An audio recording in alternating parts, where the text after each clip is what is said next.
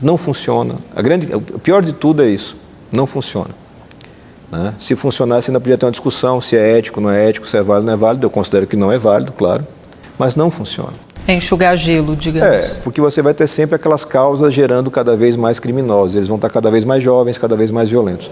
O que nós temos que atuar, e aí com muita convicção, é em acabar ou reduzir muito a sensação de impunidade que você tem no Brasil. O Brasil é o país onde nada dá consequência. Então, o crime grave não tem consequência, a corrupção de alto escalão não tem consequência. Isso vai impregnando todo o tecido social. Vale a pena ser bandido no Brasil, especialmente se você tem bons advogados. E aí, para isso, ele propôs algumas medidas como assegurar a prisão em segunda instância, que são coisas que hoje são jurisprudência do STF, mas que ainda não tem previsão legal. Isso. Inclusive, o STF está para julgar essa questão novamente, né? O senhor acha que isso ajuda nesse sentido de reduzir a impunidade? Sim, com certeza. Eu defendo, foi uma proposta de campanha, a execução provisória de sentença em primeira instância. É assim que acontece na maior parte. Antes mesmo do que ele está propondo. Isso. Ele propõe em primeira instância só para o Tribunal do Júri, para crimes contra a vida. Eu defendo a primeira instância já para qualquer tipo de crime. E tem uma motivação para isso. Você tem que reduzir a sensação de impunidade. O que assegura a liberdade da pessoa é o chamado princípio da presunção da inocência. Se presume que a pessoa é inocente até que o Estado prove que ela é culpada. Após a decisão da primeira instância, essa presunção tem que ser invertida. A partir daquele momento, o Estado já está presumindo que aquele cidadão, aquela cidadã é culpada. Então, você já pode sim fazer a execução provisória. O caminho intermediário, por uma questão de negociação legislativa, garantindo essa execução só a partir da segunda instância, é uma coisa que pode ser aceitável, mas é bom ter no horizonte isso. Na maior parte dos países, a execução é a partir da primeira instância. Senador, o senhor chegou aqui no Senado com uma proposta de CPI dos tribunais superiores, né? Até conseguiu as assinaturas necessárias, mas alguns senadores retiraram essas assinaturas. O que aconteceu para eles desistirem dessa CPI? É uma excelente pergunta para fazer para cada um deles, que podem explicar as razões que eles tiveram. É surpreendente para mim, não é como senador de primeiro mandato, mas como ser humano, ver que as pessoas assinam e desassinam documentos, ainda mais dessa importância.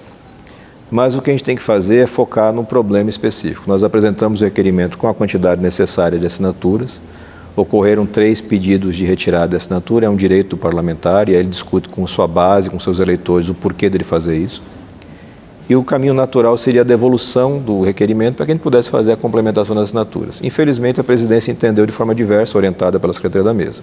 Decidiu pelo arquivamento. É contrário ao que está no regimento. Nós apresentamos um recurso subscrito por 10 senadores. A Casa manteve o arquivamento, novamente contra o que está no regimento. Mas a gente não vai perder tempo com batalha regimental, quem não está aqui para fazer isso. A gente vai apresentar um novo requerimento. Está sendo elaborada agora uma nova peça, baseada em tudo aquilo que a gente já produziu de conhecimento e nas várias denúncias que chegaram após o início dessa batalha que a gente está fazendo aqui. E a gente tem certeza que vai conseguir novamente as assinaturas e vai apresentar novamente.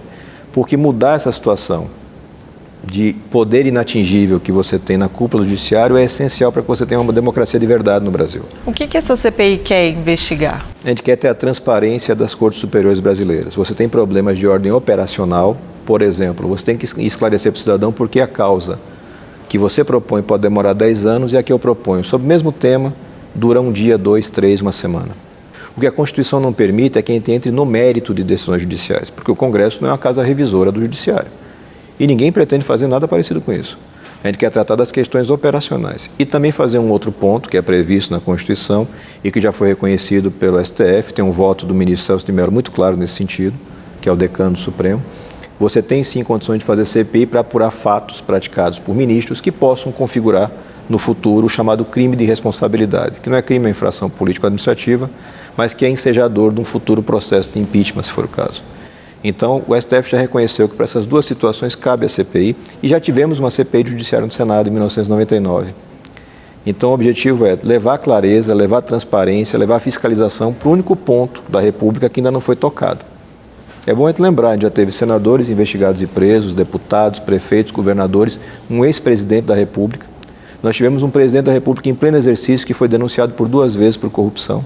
E a democracia permaneceu, as instituições continuaram. O único espaço que permanece imune é a cúpula do judiciário. A base judiciária é altamente fiscalizada pelo CNJ, tem metas, tem transparência de resultados, tem uma cobrança muito dura. E a cúpula não. A gente quer mudar esse cenário. E seria só o STF ou todos os tribunais superiores? Os 5 tribunais superiores, né? Você tem o STF, STJ, o TST, o TSE e o STM. Você tem problemas similares em todos eles. O STF tem mais visibilidade por conta de ter transformado a nossa Corte Constitucional num mega tribunal de recursos para qualquer caso do Brasil. Saiu na imprensa que parlamentares assinaram um requerimento em represália à decisão do ministro Toffoli na eleição da presidência do Senado. Esse foi o objetivo real da CPI, senador? Não, o objetivo é exatamente esse que eu acabei de escrever. É uma coisa que eu já falava em tempos de campanha, falei aqui nas reuniões preparatórias, antes mesmo da gente tomar posse, de ter eleição. Quando se discutia espaços, comissões, eu já dizia que o meu foco seria apresentar esta CPI como apresentei. Se você teve algum parlamentar dentre os 27 que assinou pensando em alguma retaliação, é esse parlamentar que tem que dar essa explicação. Não é a minha intenção. Eu não preciso retaliar ninguém, eu não sofri nenhum tipo de agressão, nem tenho nenhum tipo de pendência nos tribunais superiores. Eu quero apenas garantir que a transparência que hoje é exigida de todo o Estado brasileiro também seja exigida lá. E eu acho que a gente tem todas as condições de fazer isso. O senhor não tem pendência, mas tem parlamentar aqui que tem. Há um medo deles em investigar os tribunais superiores por esse motivo, pelas ações judiciais que correm contra parlamentares? Eu não tenho como falar pelo parlamentar processado ou investigado. Seria injusto com o parlamentar. É importante que cada um se coloque. Eu acho uma tristeza você ter parlamentares processados numa casa alta como é o Senado da República. Mas se a lei permite e o eleitor confiou, eles estão aqui como senadores, exercendo seu trabalho, senadoras. A pendência judicial de pessoas desse tipo deveria ser resolvida o mais rapidamente possível, com a maior transparência possível. E, infelizmente, a gente não vê isso, ou pelo menos não vê isso de forma isonômica. Você tem casos que caminham docemente para a prescrição, que é um problema seríssimo, e outros que são resolvidos a toque de caixa. Muitas vezes, fatos idênticos, ou no mínimo muito parecidos. A gente tem que trazer luz para isso. Senador, eu agradeço a presença no nosso programa e convido o senhor a voltar nos próximos 8 anos de mandato. Eu que agradeço, foi um prazer estar com vocês aqui.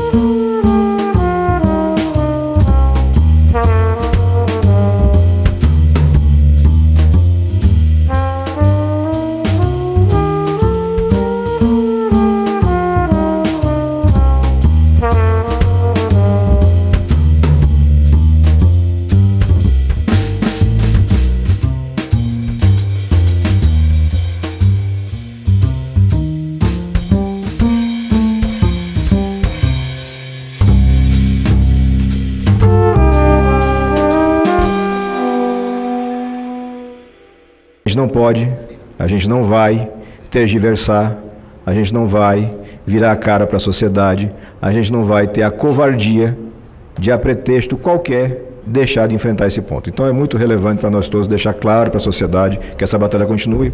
Por favor, senador. Senador Alessandro, eu assinei o pedido de instalação dessa comissão parlamentar de inquérito para investigar as cortes superiores desse país, os tribunais superiores, e assinarei de novo esse novo requerimento de pedido de CPI que Vossa Excelência está colocando. Eu não acho que CPI é solução para todos os problemas nesse país, não. Muitas CPIs, aliás, não dão em nada. Agora, é papel do Poder Legislativo a fiscalização de atos, sim. O Poder Legislativo tem entre as suas atribuições o papel de fiscalização.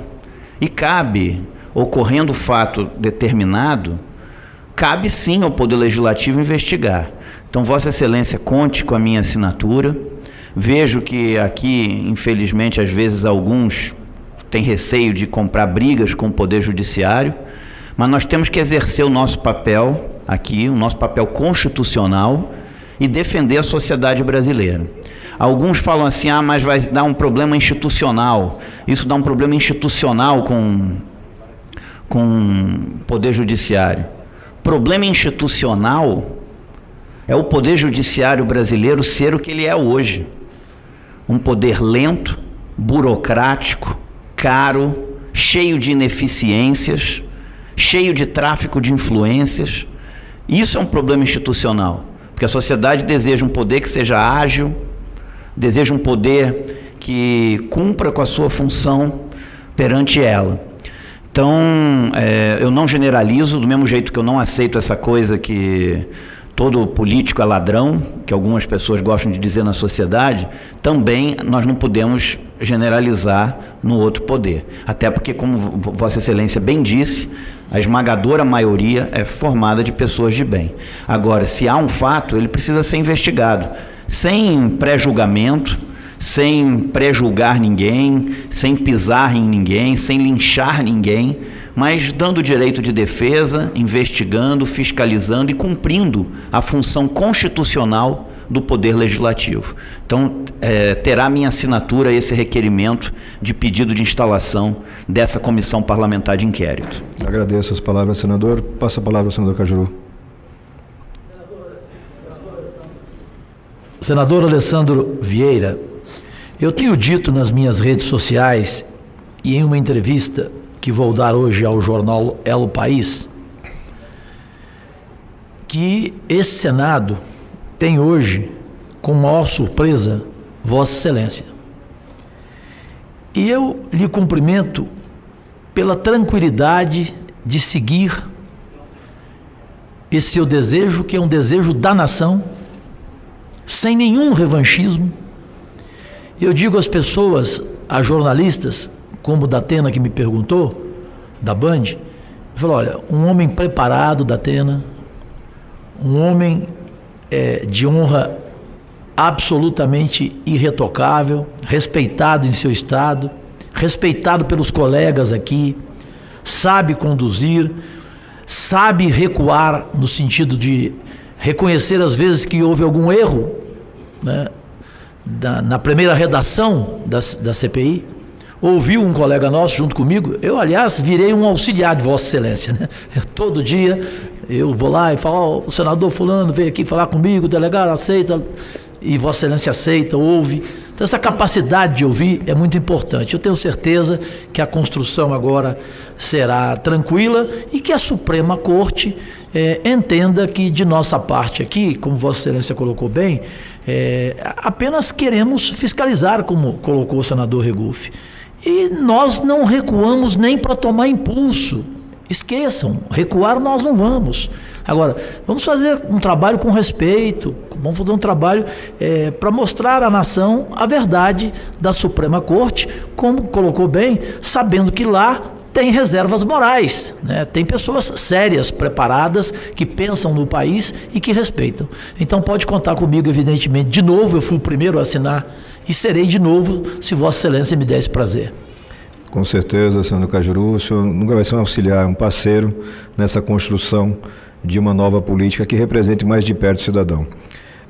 Além disso, presidente, eu gostaria de pontuar aqui outra ação que estamos dando vazão, outra demanda da sociedade. Cumprimento o senador Espírito a mim, que é uma referência e um parceiro. Pois não, senador?